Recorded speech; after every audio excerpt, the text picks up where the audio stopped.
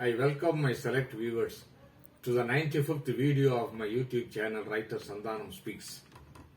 Today is a very important day for me and a holy day too. Today is the 105th birth anniversary of the 21st century modern English speaking Indian sage U G Krishnamurti, with whom I had spent 3 summers at the residence of his permanent host Mr. Chandrasekhar in Bangalore. I was earlier introduced to UG by my then boss Mr. Frank Norona on a pleasant evening in 2002. I had already uploaded a few videos on UG containing my talk, which is attracting viewers all over the world in thousands. The reason perhaps being I was one of the lucky audience to listen to UG live. I am going to submit a small script to the memory of UG. I had already dedicated one more script in the last year's birth anniversary. Like Buddha and other sages of yesteryears, years, UG never stayed at one place, all the time leaving for the next place. He once jokingly commented, "My travel agent says UG is all the time leaving, asking me to book ticket on his arrival." While Buddha walked on foot and took food from his admirers, UG travelled in plane, financed by his friends, fans and admirers, and stayed with them at the request. It is said, "Rolling stone gathers no moss." UG never established any ashram or foundation, nor exploited gullible people to fatten the purse like many a modern market gurus. He gave no lectures, but only answered questions. Reminding of the Upanishad rishis of ancient times, or of the recent Ramana Maharishi, UG never had any private life. Anybody could meet me any time of the day without any nonsense of appointment and find out what I am doing, UG proclaimed. He also warned, but do not go near any god men, which will shock you to find out their secret private life. People who were serious about life flocked to him to hear his authentic voice, freshness of his tone, hitherto unheard of shocking words, which are unconventional.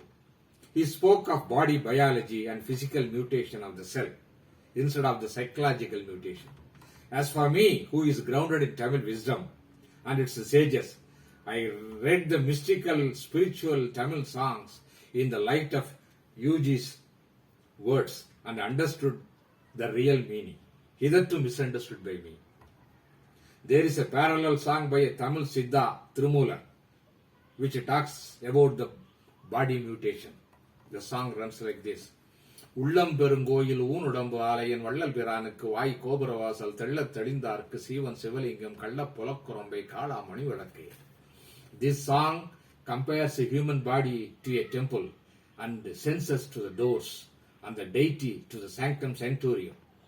This refers to the human cells, which only needs a physical mutation to put man to his natural state, which is nothing but liberation or moksha.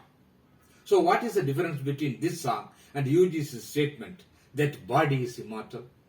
To strike a personal note, whenever I attended UG group, UG asked me to recite this particular song from Tirumular and asked me for its Tamil translation for the benefit of the audience. He was delighted to hear his predecessor's song on mutation of body biology. Another predecessor of UG, the Ramana Maharishi, in one of his songs confirms this. "யாரும் அறியாது என் மதியினை மருட்டி எவர் கொள்ளை கொண்டது Arunachala." Arunachala, who threatened and plundered secretly my petty mind. I compare this to UG's famous words. When this calamity happened in my 49th year at Seine Valley, Switzerland, what man had thought, felt and experienced had been thrown out of my system. That is, UG's whole body, including his thinking mechanism, underwent an explosion, and he was no more UG after that. There is no UG here. He touched his chest and said so. In your case, thought keeps a parallel line, but here it goes along with the life force.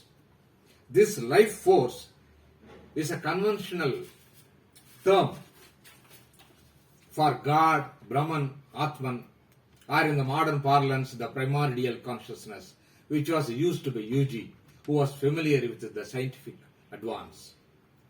He added, this is the way to live, where thought is subservient to life force. Is there any insertion in UG's these words? Yes, there is. His following statement says it all.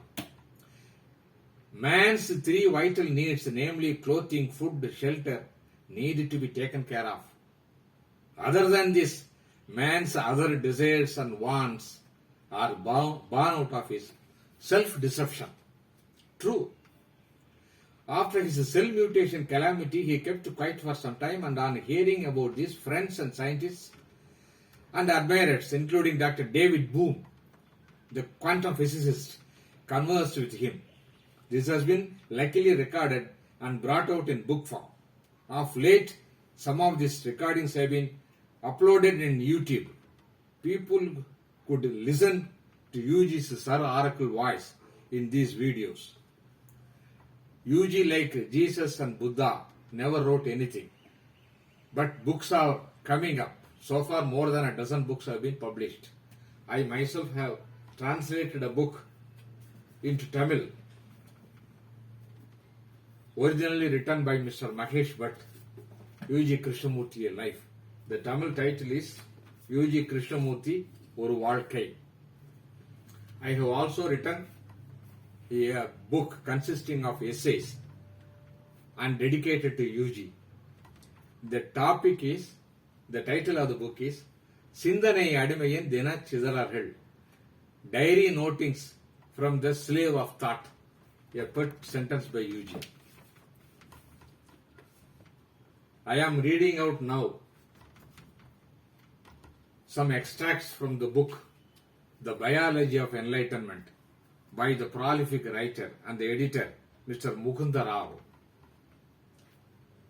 This was recorded as soon as UG got enlightenment, so it is very fresh and authentic. UG was a sage in the way Buddha, Jesus, Ramana and Ma Anandamayi were, and they were not the only ones. In these conversations, it is interesting and significant to note that UG calls himself a living testimony to Buddha and Jesus. He says, here is the state, here the state is different. This is the natural state, which is the state of Buddha, Jesus, and all those who stepped out of the thought structure. Everybody knows UG later on criticized Buddha and Jesus, but he was cut up with the followers of these people who misunderstood Buddha and Jesus and gave their own version and did not properly interpret the teachings of the gurus. Next extract. I am just a wayside flower. Somebody may notice it and think it is an interesting flower and come here. The only difference between a flower and a human flower is that the flower gives out its fragrance and a human flower has the capacity to describe its fragrance. I have also captioned my script like this. I am a wayside flower, thus spake U G Krishnamurti, the unique flower. The last extract I am going to read is,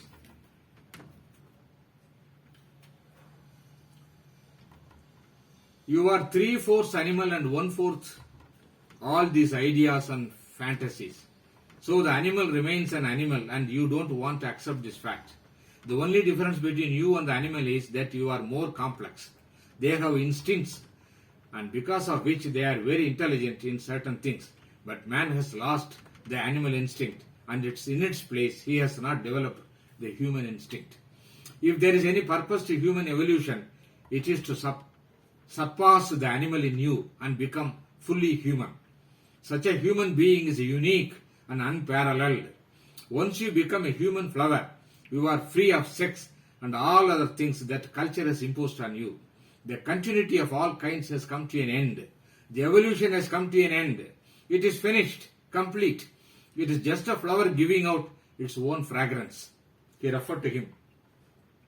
But the society is interested in creating human beings in a common mold, and that is the barrier that prevents you from blossoming into unique human flower.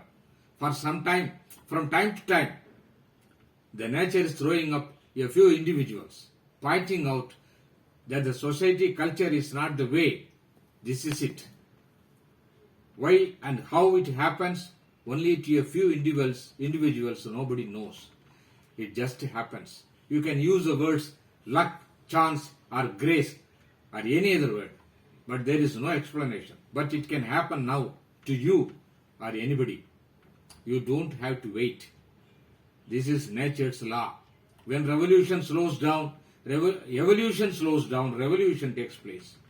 Suddenly it throws up something like this. This is the way it has gone on through centuries.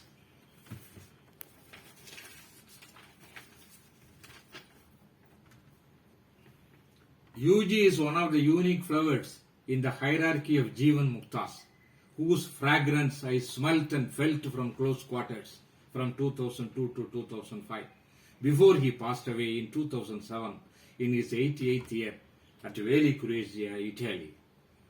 Meeting a sage is not an everyday occurrence. It happens if you are lucky, not once in a lifetime, but once in many lifetimes. I was lucky. U G, my pronouns to you and many happy returns of the day. You are still living amidst us through your voice and your words. I am thanking you for the help you have rendered to me in understanding my own Tamil songs. Thank you very much. Thank you all.